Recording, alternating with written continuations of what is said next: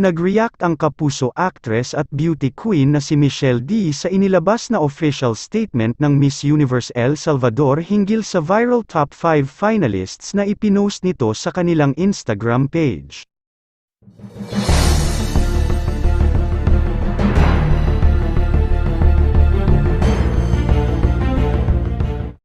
Sa kanyang broadcast channel sa IG na Hey, MMDVERSE, ay nagbigay siya ng pahayag hinggil sa pangyayari. Matatandaang nag-viral sa Pilipinas ang mga screenshots mula sa Instagram page ng Miss Universe El Salvador kung saan makikitang nasa top 5 ang larawan at pangalan ng pambato ng Pilipinas na si Michelle D kasama sina Miss Australia, Miss Puerto Rico, Miss Nicaragua, at Miss Colombia. Ngunit makaraan ng ilang minuto ay deleted na ito at napalitan ng bago kung saan wala na sa listahan ang kapuso actress.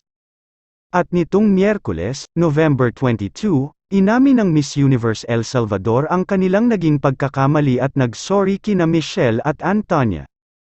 Our mistake, in the rush to get our posts up during Saturday's live broadcast, we accidentally mixed up the names of two finalists. This was a simple error of moving too fast. We heard the same results live at the same time that you all did. No special access over here. We're sorry to both finalists. Lahad ng Miss Universe El Salvador. Para naman kay Michelle, lahat naman ng bagay na nangyayari ay may dahilan at pinaalalahanan niya ang lahat na maging marespeto sa bawat isa. There should be no room for error, but the reality is that we live in an imperfect world.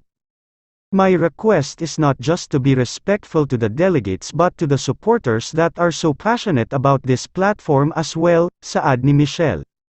Dagdag pa niya, but again, everything happens for a reason and it's just a matter of seeing it as a lesson or a blessing, so always act with love, kindness, and respect. All love.